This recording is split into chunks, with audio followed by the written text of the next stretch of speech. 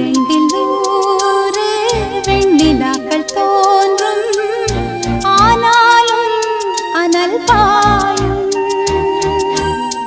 நாடி எங்கும் ஏதோ நாத வெள்ளம் ஓடும், ஆனாலும் என்னதாகும். மீசை நிற்கும் வண்ணம் தீ வளர்த்ததென்ன, தூபம் போடும் நேரம் தூண்டிலிட்டதென்ன.